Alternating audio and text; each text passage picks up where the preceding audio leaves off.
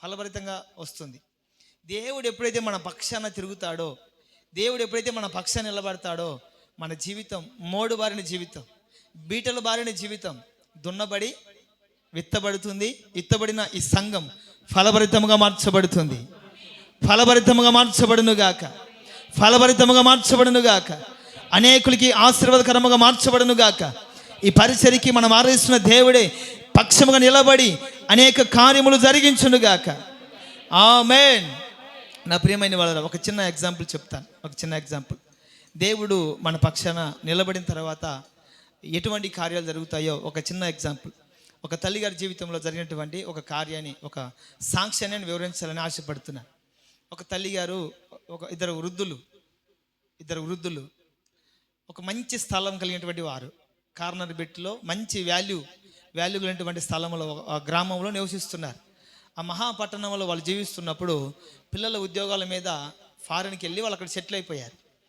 ఈ వృద్ధులు మాత్రమే ఆ స్థలంలో చిన్న పూరి గుడిసె వేసుకొని అలాగే ఉండిపోయారు. ఎందుకంటే మేము ఉన్నంత వరకు ఈ గుడిసెలోనే ఉండి కాలం గడిచిపోయిన తర్వాత మా పిల్లలు వచ్చి ఒక ఇల్లు కట్టుకుంటారులే అన్నటువంటి ఆశతో ఒక పూరి గుడిసెలో బ్రతుకుతున్నారు. అదే పట్టణంలో ఒక పోకిరివాడు, అంటే ఒక రౌడీ, అతడు ఏం చేసినా కూడా ఎవరు కూడా ఎదురు చెప్పేవాళ్ళు కాదు. ఎందుకంటే అంత క్రూరమైన వాడు, అంతటి మూర్ఖుడు. అతనికి ఈ స్థలం మీద ఆలోచన కలిగింది. ఎందుకంటే చాలా విలువైన స్థలం, అది చాలా విలువైన స్థలం. రౌడీ పైగా ఏ స్థలానైనా కూడా లాగేసుకోవచ్చు అన్నటువంటి ఉద్దేశం చేత ఆ స్థలం మీద పడినప్పుడు ఫస్ట్ ఆఫ్ ఆల్ ముందుకు వెళ్ళి చెప్పాడు, అమ్మా మీ స్థలం నాకు అమ్మేసేయండి, నేను కొనుక్కుంటానంటే లేదండి లేదు, మాకు కూడా పిల్లలు ఉన్నారు కదా, వాళ్ళు వస్తామన్నారు, ఇల్లు కట్టుకుంటామన్నారు, మేము అమ్ముకొని పోషించాల్సినటువంటి అవసరం లేదు, మా పిల్లలు మమ్మల్ని పోషిస్తున్నారులేండి, మాకేమీ అమ్ముకోవాల్సిన పరిస్థితి రాలేదని చెప్పారండి. ఒకసారి రెండుసార్లు చెప్తే ఆమె వినలేదు. ఎందుకంటే విలువైన స్థలం కదా, పిల్లలకి ఎప్పుడైనా ఉపయోగపడుతుందేమో అనే ఉద్దేశం చేత ఇవ్వలేదు. చివరికి వాళ్ళ మీద పడి, ముసలోళ్ళు కదా ఏం చేస్తారు పాపం, ముసలోళ్ళు ఇద్దరిని ఇంట్లో వేసి భయంకరంగా కొట్టి వాళ్ళతో సంతకం పెట్టుకొని వెళ్ళిపోయారు. మరలా వచ్చి మరుసటి రోజు ఖాళీ చేయించారు. ఖాళీ చేసిన తర్వాత ఏం చేస్తారు ముసలోళ్ళు? తిరగబడి మాట్లాడగలరా? తిరగబడి కొట్టగలరా? ఏం చేయలేరు. చివరికి ఆ స్థలంలో ఖాళీ చేసేసారు. వారు పక్కన వేరే ఇంట్లో రెంటుకుంటున్నారు. ఆ స్థలాన్ని చూస్తూ బ్రతుకుతున్నారండి. ఎందుకంటే కనీసం మా కొడుకులైనా వచ్చి ఈ స్థలం కాపాడుకుంటారేమో అనుకుంటే వారు ఎప్పుడు చూసినా బిజీ, రాలేని పరిస్థితి. ఫోన్లో అయితే మాట్లాడుతున్నారు, కానీ ఇక్కడికి వచ్చి ఆ తల్లిదండ్రుల పక్షాన్ని నిలబడి వారు పట్టుకున్నటువంటి ఆస్తిని కాపాడుకుందాం అన్నటువంటి ఆలోచన కానీ సమయం కానీ వాళ్ళకి లేదు. మా వదిలేమా, పోతే పనులు, భూమి ఏమైనా శాశ్వతమా, పోతే పనులు మనకెందుకులే గొడవలు అంటున్నారు తప్ప తల్లిదండ్రుల పక్షాన్ని నిలబడి ఆ స్థలంని సంపాదించుకుందాం, ఆ స్థలాన్ని కాపాడుకుందాం అన్నటువంటి ఆలోచన కూడా పిల్లలకి కలగట్లేదు. ఈ తల్లిదండ్రులు ఏమో భక్తి కలిగిన వాళ్ళు, భక్తి కలిగిన పెద్దలు. ఆ ఖాళీ స్థలాన్ని చూస్తూ బ్రతుకుతున్నారు. అతడు చూస్తూ ఉండగానే ప్లానింగ్ గీశాడు, ప్రొక్లైన్ తీసుకుని వచ్చి గుంతలు తీయించాడు, పెద్ద పెద్ద లారీలు కంకర, సిమెంట్, ఇసుక, కడ్డీలు అన్నీ తోలించాడు. ఇంకా పని స్టార్ట్ చేసేటప్పుడు ఇంజనీర్ వచ్చాడండి. ఇంజనీర్ వచ్చిన తర్వాత ఈ ఇంటి ఓనరు, అదే రౌడీ, చెప్తున్నాడు, ఇదిగో ఇక్కడ బెడ్రూమ్ వస్తుంది, ఇక్కడ బాత్రూమ్ వస్తుంది, ఇక్కడ హాల్ వస్తుంది, ఇక్కడ కిచెన్ వస్తుంది చెప్తున్నాడు. అది వింటూ ఉండగానే కాలు జారి తన తవ్వుకున్నటువంటి గుంతలోనే పడిపోయాడు. కాలు జారి తను తవ్వినటువంటి అదే గుంతలోనే పడిపోయాడు. పడిపోయిన తర్వాత భారీ మనిషి కదా, పైగా రౌడీ కదా, ఆ గుంతలో పడిపోతేనే వెన్నుముక్క ఇరిగిపోయింది, కాలు ఇరిగిపోయింది. వెంటనే హాస్పిటల్ తీసుకెళ్ళి అడ్మిట్ చేశారు. ఈ తల్లిగారేమో స్థలం చూసిన ప్రతిసారి కన్నీళ్లు కారుస్తూ ప్రార్థన చేస్తుంది. ఏంటయ్యేది అన్యాయం, నేను ఇంకొక స్థలాన్ని స్వాధీనం చేసుకోలేదు, ఇంకొక స్థలం కోసం ఆశపడట్లేదు, నా స్థలమే కాపాడుకోలేని పరిస్థితి అయిపోయింది. నా పక్షాన నిలబడేవారు, నా పక్షాన మాట్లాడేవారు, నాకు న్యాయం చేసేవారు ఒక్కళ్ళు కూడా కనిపించట్లేదు. ఏంటయ్యా ఇంత అన్యాయం అని దేవునికి చెప్పుకొని కన్నీటితో ప్రార్థన చేస్తున్నప్పుడు ఆమె చూస్తూ ఉండగానే అతడు ఆ పరిస్థితులకి వెళ్ళిపోయాడు. హాస్పిటల్కి అడ్మిట్ అయిన తర్వాత అతడు ఒక మనుషులు పంపించి, ఇదిగో మీరు వెళ్ళి ఆ ముసలిని తీసుకురానని చెప్పారు. ఆ మనుషులు వెళ్ళిన తర్వాత వాళ్ళు చెప్పేవారు, అయ్యా ఇంకా మాతో ఆయనకేం పని అయ్యా? కావలసినటువంటి భూమిని, కావలసినటువంటి స్థలాన్ని స్వాధీనం చేసుకున్నాడు కదా, కబ్జా చేసేసుకున్నాడు కదా, మరలా మాతో ఆయనకేంటి పని?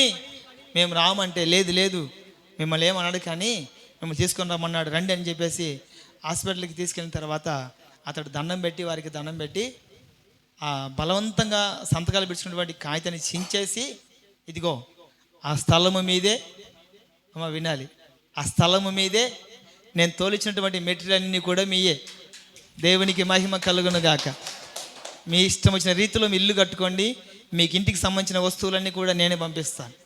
ఇలా చెప్పడం గల కారణం ఏంటి? తిరగబడ్డారా? తిరిగి కేసులు పెట్టారా? అతన్ని కొట్టించారా? బెదిరించారా? ఏం చేయలేదు. ప్రార్థన చేసి దేవునికి అప్పగించారు. ఆ పెద్దవాళ్ళ పక్షాన దేవుడు నిలబడ్డాడు.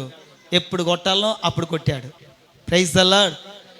వెన్నుముక్క ఇరిగిపోతే ఇంకెందుకు పనికి వస్తాడండి?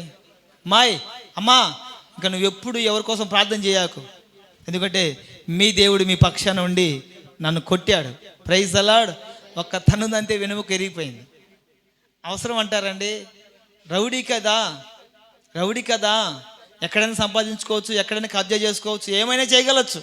కానీ దేవుని ప్రజల పక్షాన దేవుడు ఉన్నప్పుడు దేవుని ప్రజల్ని ఎవడు కూడా తాకలేడు, వారికి ఏ కీడు కూడా తలపెట్టలేడు. కనుక నేను ప్రియమైన వాళ్ళరా, ఈ 7వ మాసంలో దేవుడు మనకి ఇచ్చినటువంటి వాగ్దానం ఏంటంటే, నేను మీ పక్షమై ఉన్నాను. దేవునికి మహిమ కలుగును గాక. హల్లెలూయా. కనుక నేను నా ప్రియమైన వారు, ఈ వాగ్దానము చేతపట్టుకొని ఈ మాసం అంతా మనము ప్రార్థన పూర్వకంగా కొనసాగించబడదాం. దేవుడు నిత్యముగా మన పక్షమై ఉండునుగాక, మన పక్షమై కార్యము జరిగించునుగాక. దేవుడు మన పక్షమైతే మన జీవితాల్లో కలిగే అనుభవాలు, ఒక 4 అనుభవాలు రాసుకొని వచ్చాను. దేవుని చిత్తం అయితే మరలా ఆదివారం మనము దేవుని వాక్యాన్ని ధ్యానం చేద్దాం. క్లూ ఏమని ఇవ్వమంటారా? ప్రోమో. దేవుడు మన పక్షమైతే కలిగే కార్యాలు మరలా వచ్చే ఆదివారం ధ్యానం చేద్దాం. దేవునికి మహిమ కలుగును గాక. దయచేసి అందరూ కూడా అలాగే తల్ల వంచినట్లయితే ఒక చిన్న ప్రార్థన చేసుకోదాం.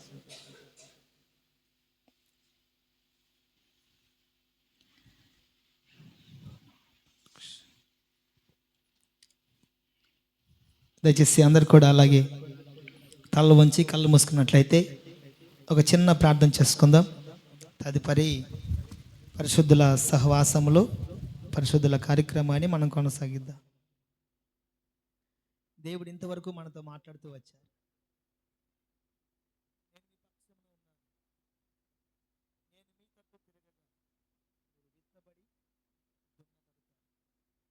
ఏడో మాసంలో దేవుడు మనల్ని ప్రేమించిన వారే ఒక శ్రేష్టమైన వాగ్దానాన్ని మనకు దయచేస్తున్నారు.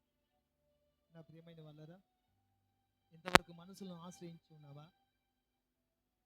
ఎవరో వస్తారు ఏదో చేస్తారని, అలాంటి వాళ్ళు మాట ఇచ్చారు, నా పక్షాన నిలబడుతూ ఉంటారని మనసును నమ్ముకుని మోసపోతూ కన్నీటి మధ్యలో కొనసాగించబడుతున్నావా?